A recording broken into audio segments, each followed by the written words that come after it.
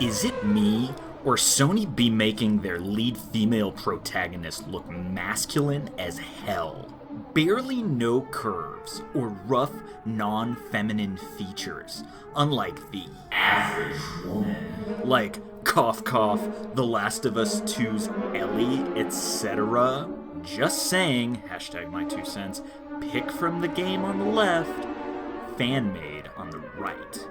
Hire fans. Lol. Hire fans. Lol. Hire fans. Lol. I'm Jake. And I'm Dan, and we're both public high school teachers. Today we want to talk about why that guy thinks you should hire fans, and the weird, complicated relationship between fandoms and creators.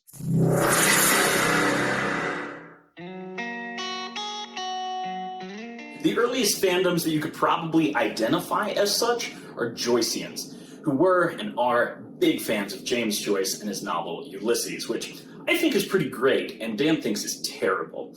Joyceans have been around since the 20s or 30s and often celebrate Bloomsday on June 16th by doing things like pub crawls in Dublin. James Joyce saw fandom as a kind of immortality, even at one point saying of Ulysses, "I put in so many enigmas and puzzles that it'll keep the professors busy for centuries arguing over what I meant." And he achieved this goal. We're still talking about him a century later.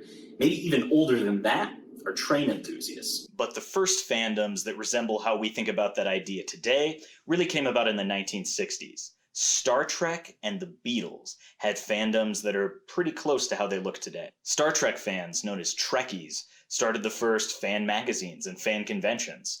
Beatlemania made it cool to be a crazy fan, and it's easy to see that fan culture in any video of 40,000 teens screaming for the Fab Four. Fandoms functioned a little differently back then, though.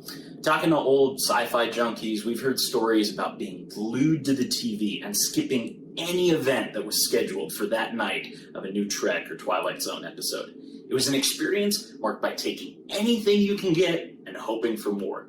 However, you don't have to go too far before you see the seeds planted that eventually grew into Release the Snyder Cut. After Star Trek's second season in 1968, it looked like Trek was going to be canceled, but fans like B. Joe Trimble organized a letter-writing campaign that helped get the show a third season. It was successful, and Star Trek's third season premiered in September of 1968. Fandom largely existed this way until even we were about teenagers. I remember when the first Spider-Man film came out in 2002, and I would read every inch of the cereal box with Spider-Man on it. I would cut out every newspaper story in the Denver Post entertainment section, and I begged my mom to take me to see it, which actually took a lot of convincing because that movie was rated PG-13, and I was only 11 at the time. The first time I noticed that fandom was changing a little bit had to do with the Watchmen movie that was released in 2009.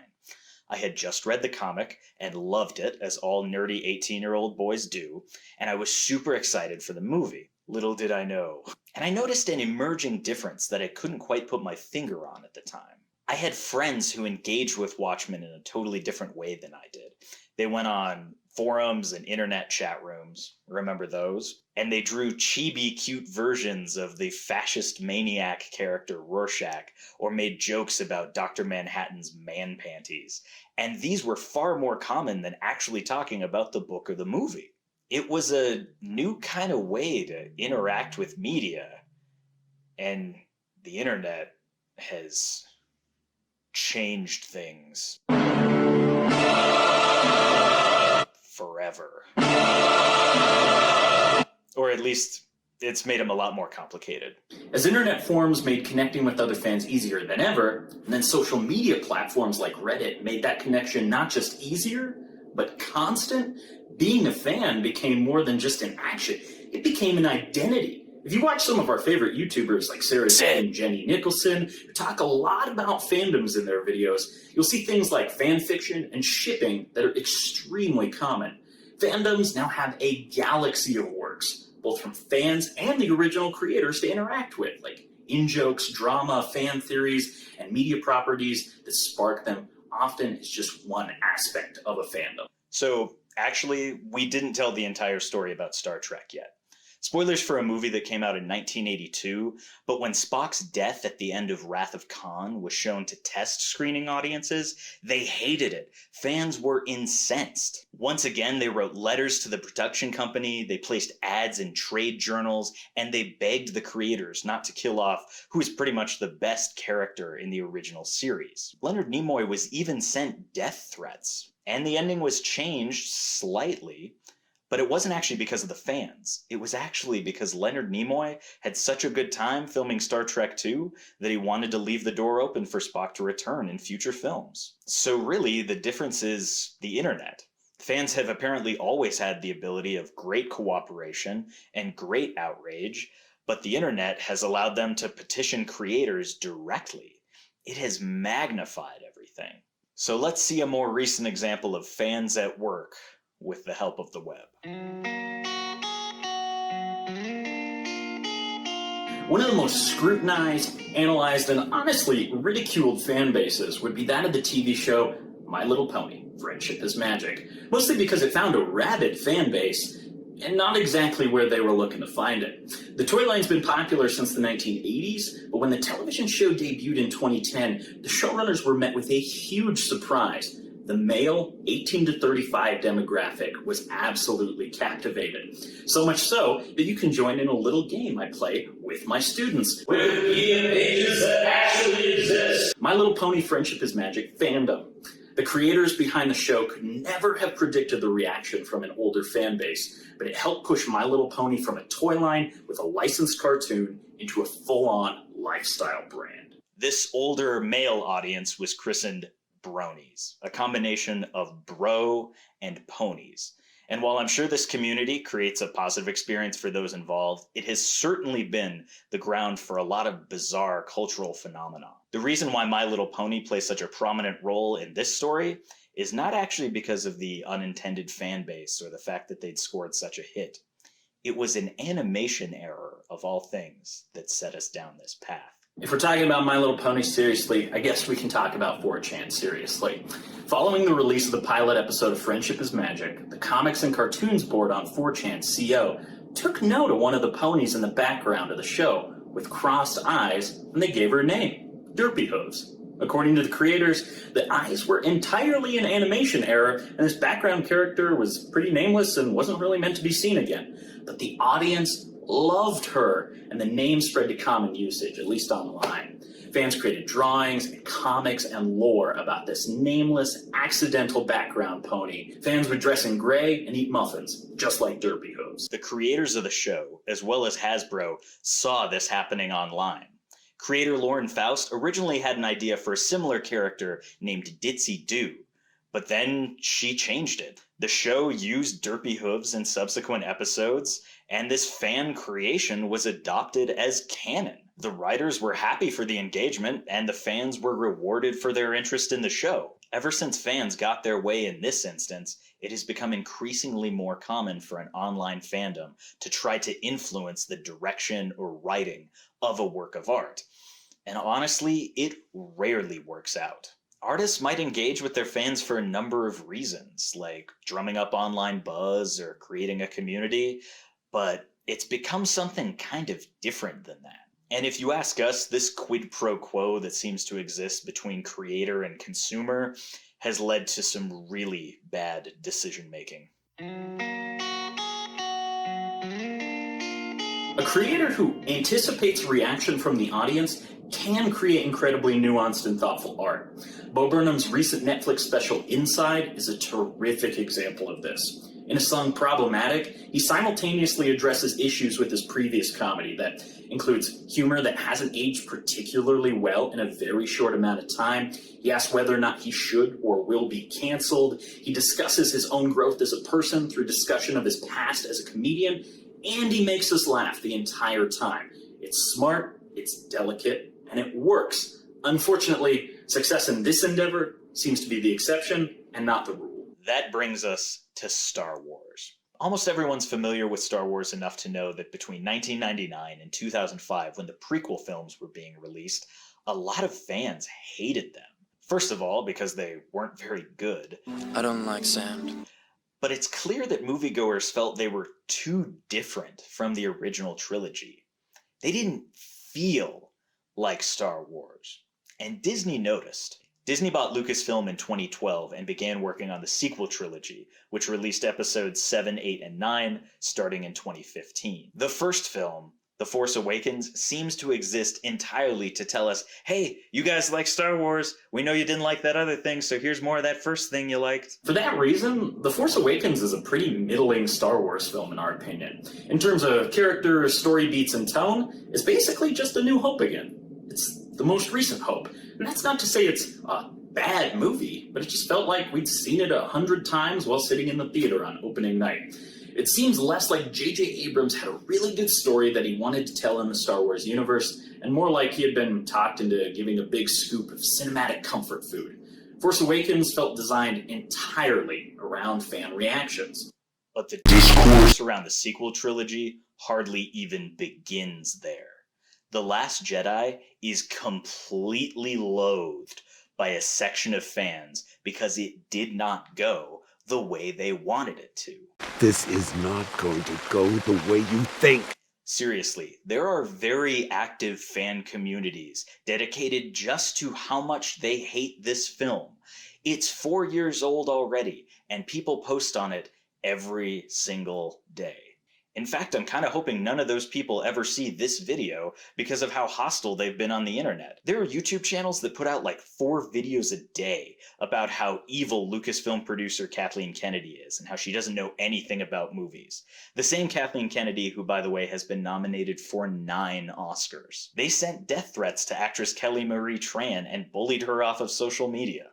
And this is all because they didn't like a movie in a film series. Once again, Disney seemed to respond to fan outrage. In Episode 9, certain characters' roles were reduced, old villains that they knew everyone liked were resurrected out of the blue, and the thesis of the previous film was entirely rejected.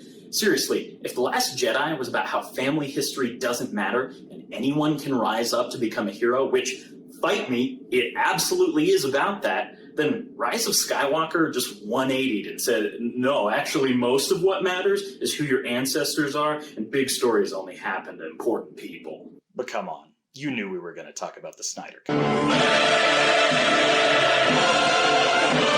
The absolute most sustained, strangest, and successful attempt to steer the ship of a franchise is from proponents of Zack Snyder's Justice League and the campaign to get it a release. The hashtag Release the Snyder Cut campaign was a 4-year-long fan tantrum to try to get a different edit of a bad movie released. They spent tons of money on billboards at Comic-Con and tweeted every day from 2017 to 2021. I once saw a guy on Reddit claim that Zack Snyder's Justice League was his favorite movie before the movie even came out, and the campaign was somehow successful, probably partially because Zack Snyder egged them on. And Warner Brothers invested $70 million to finish Zack Snyder's version of the film, and it released on HBO Max this year. And it wasn't good.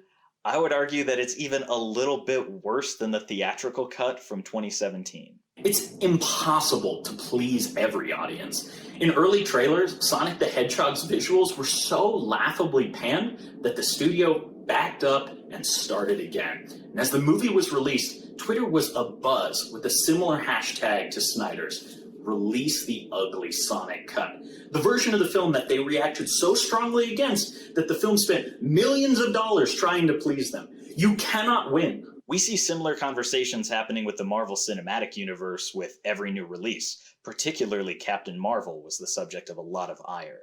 It seems like the hatred was all directed at its star, Brie Larson, and as best I can understand it, is just because she said in one press junket that she didn't really care what older white guys thought about her movie. The discourse around Marvel show WandaVision seemed to center entirely on whether or not Doctor Strange or Mr. Fantastic would make an appearance, overanalyzing throwaway lines as secret setups for important future characters. A ridiculous number of blog posts and YouTube videos seem to argue that WandaVision was a failure or a disappointment because neither character made an appearance. This right here is the problem. The creators never promised us Mr. Fantastic. It's an ever-churning fandom that pushed these ideas. No, random movie YouTube channel, there were not 173 Easter eggs that I missed in the WandaVision finale, because films do not exist simply to wink at other films. When this approach goes off the rails, you get works of art that are barely works of art. The script for Disney's Cruella seems to have one singular goal in mind: explain every background detail and facet of Cruella de Vil's past. Writing a compelling narrative seems completely subservient to referencing 101 Dalmatians. When you look at the Star Wars sequel trilogy and the Snyder Cut and Sonic the Hedgehog and My Little Pony, it's clear that fans are not just consuming and enjoying media, but playing an active role in content creation. And while that sounds really good in theory, it's not creating better stuff. Art by committee is almost universally terrible. I don't think this is a good road to go down. It's great to become a fan of something new. If a book or show or movie makes you happy, that's a good thing. We're huge nerds for comic books and baseball and music and science fiction, but it's not healthy to base your entire identity on media creations. If you want to be more cynical about it, it's not good, because most of the things we've talked about in this video are intellectual properties owned by mega corporations that honestly don't care about you. If you want to be less cynical about it, it's not good because you're consuming art created by someone else, and it's unfair to expect to be catered to all the time. We're not saying fan service is bad, but you're a passive participant in this exchange. Art is not and should not just be about fan service. While I obviously have opinions on the content I consume, and having a platform like Twitter may give me the sense that I should critique those art forms to help shape future experiences, I'm not really qualified here. Honestly, my opinion doesn't matter very much. I might be a fan, but it's not my field. So you know what? I think Zack Snyder's Justice League kind of sucks. And that's okay.